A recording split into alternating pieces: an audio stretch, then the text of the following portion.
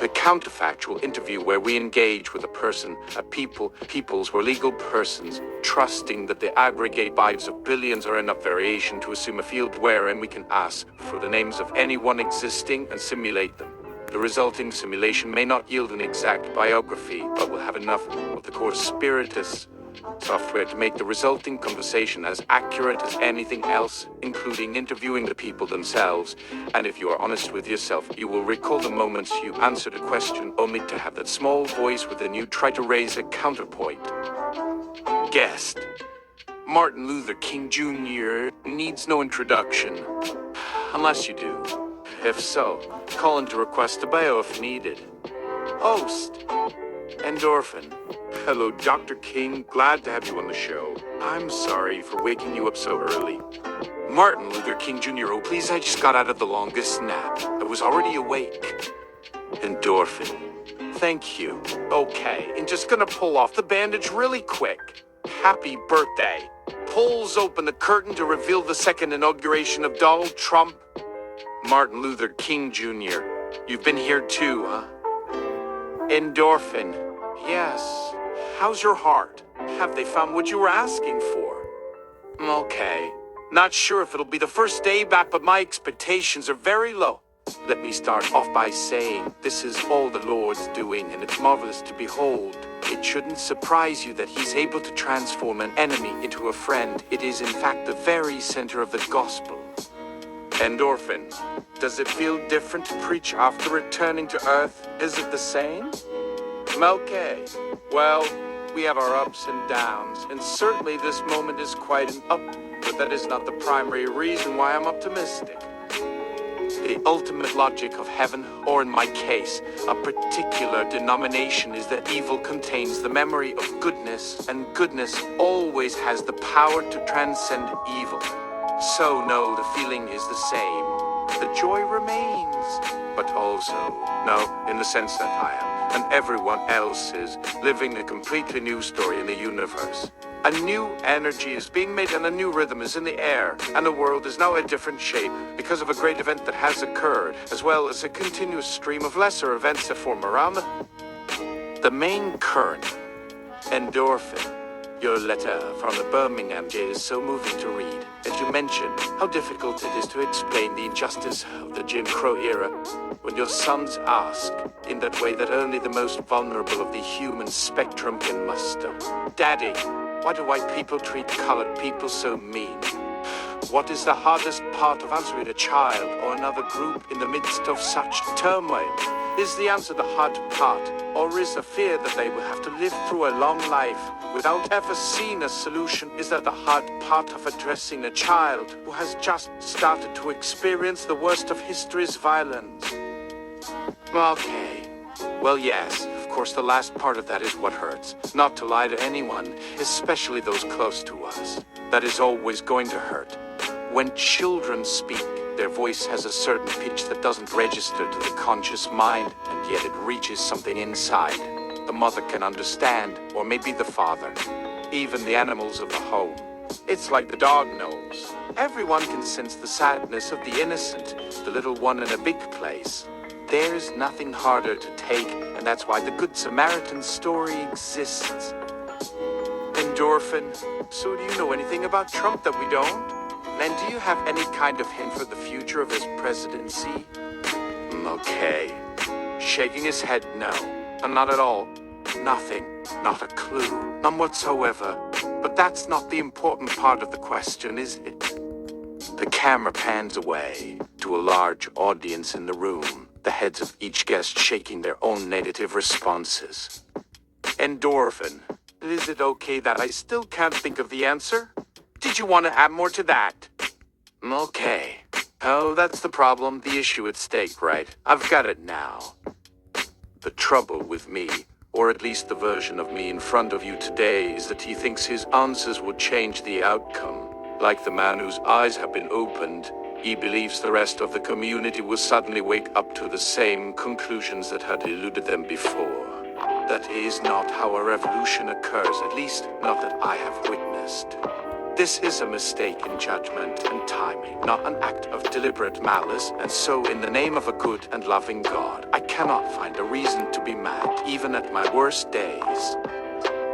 Anger can sometimes serve the purposes of peace, and can, in the face of evil, lead the world to justice and freedom. However, the rage of the mob can also kill, and has killed. You have seen it in these United States, where police departments, in an effort to protect the population, end up shooting an unarmed person in cold blood, or, to the more recent controversy, strangled the victim to death, as was the case of Eric Garner. All of these are forms of homicide. Yes, a cop must be ready to defend himself, or the innocent bystander, from a deadly threat. However, there are plenty of examples of police using less than lethal means, including non-lethal tasers and having a gun trained on a subject while the suspect is handcuffed. The former can work in some scenarios, but is ineffective in many others. As for the latter, well, if someone is already in custody, why is the officer's firearm not in his holster, unless he is seeking a reason to shoot his target? Why are guns, the deadliest form of weapon, being sold to citizens of this country at the point of a pen or the swipe of a card? How is that responsible? Endorphin, we're running out of time.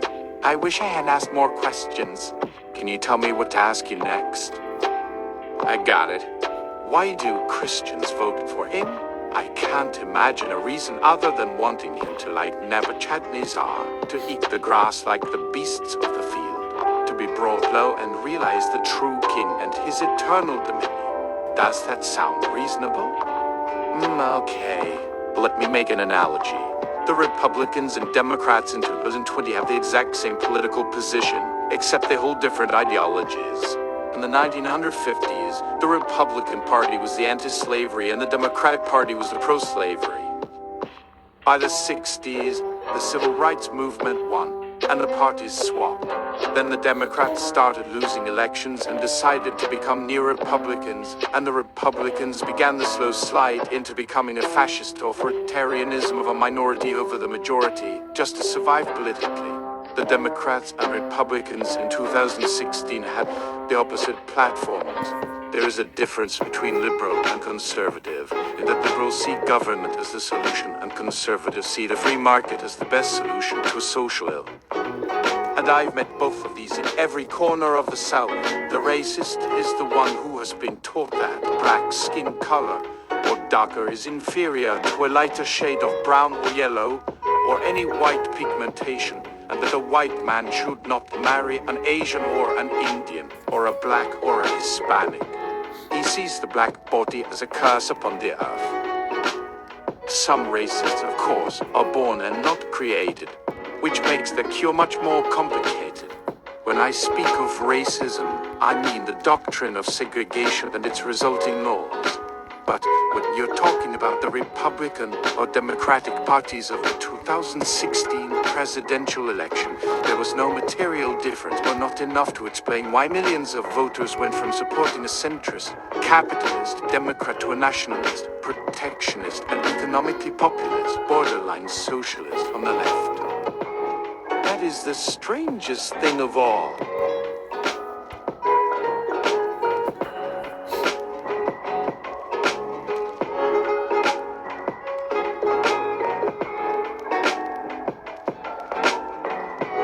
Endorphin. Do you like nonviolence these days? Or do you want the audience to listen to your later work?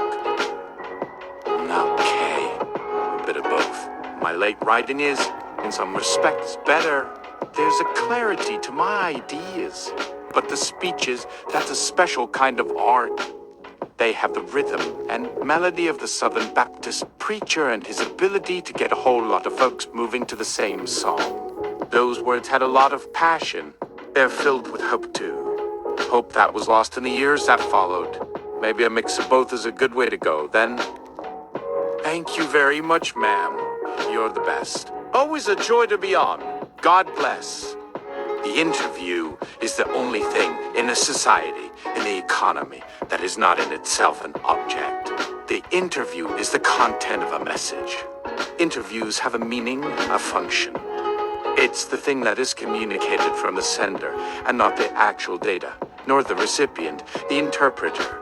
That is the interview, not the interviewee, not the interviewer, not the transcript, the video, the audio, not the notes or the photos. Not the context or the history of the person being interviewed, not the topic, the idea of interviewing, the notion that there are two sides to a conversation. MLK gives a dissenting inaugural speech after Trump's speech at a nearby Marriott hotel.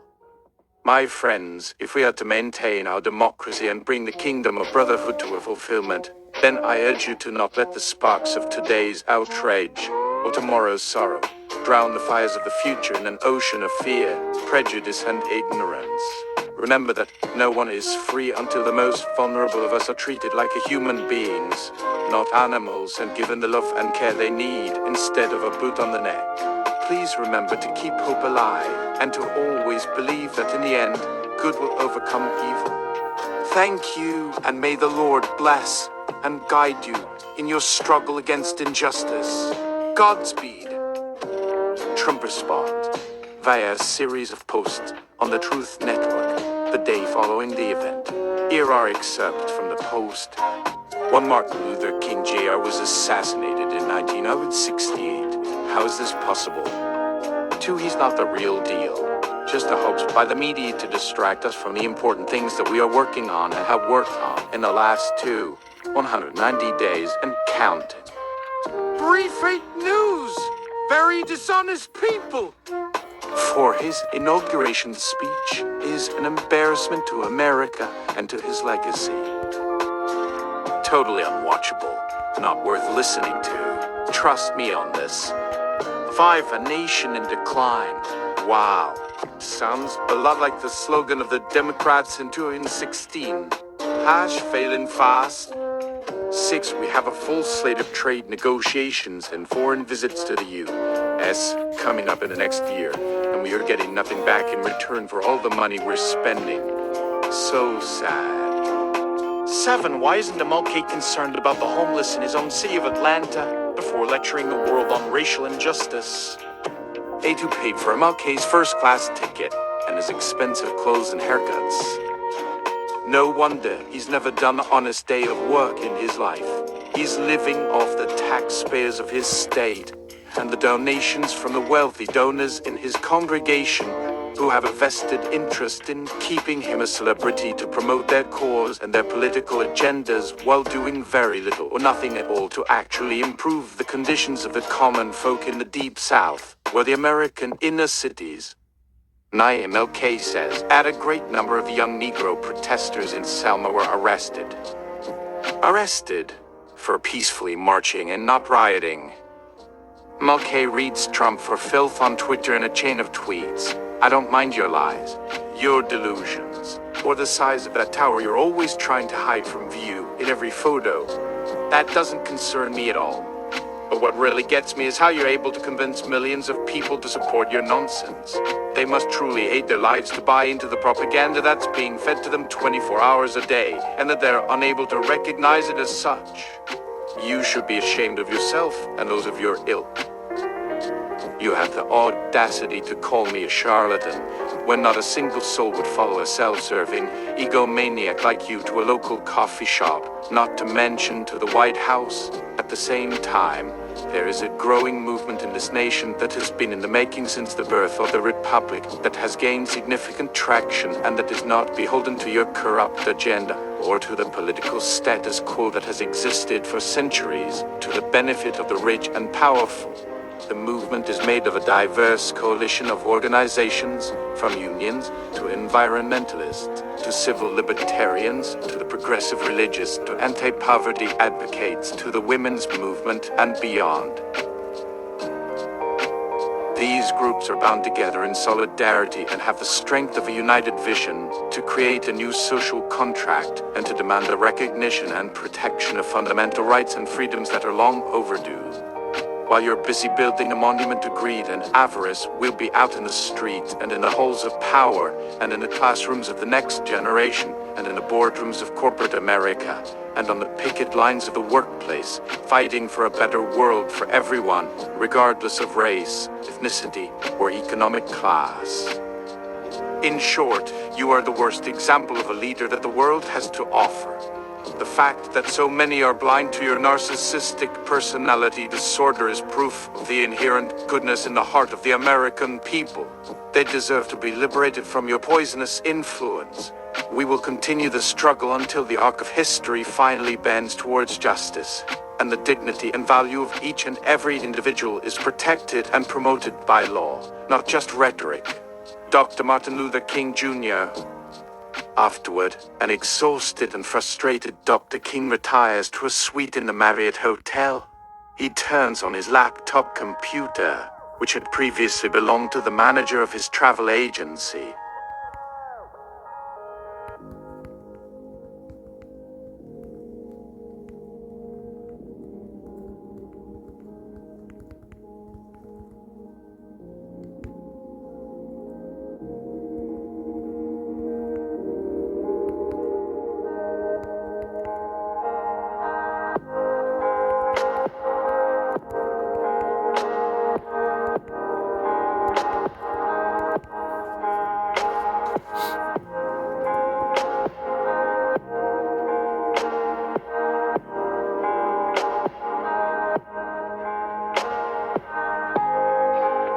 Endorphin closes the space and burns some sage. I wafted out the window, lesser banishing of the pentagram, blah blah blah, and she opens the curtains and lays a towel and blanket down and starts the hot tub, then gets in and turns on a projector in front of the bath. There is no wall behind, but a large bay window that faces the mountains. A stream of snow falls gently on the screen. It has been playing the whole interview on a loop, and the broadcast returns to a talk show host who is currently hosting a debate about whether or not Donald Trump should have access to nuclear codes. She changes the station to watch an ad, an image of a cartoon cow and pig. They're wearing tutus and ballet shoes and standing on their hind legs. The barbershop quartet is singing a tune to the effect that meat consumption is cruel and unnecessary.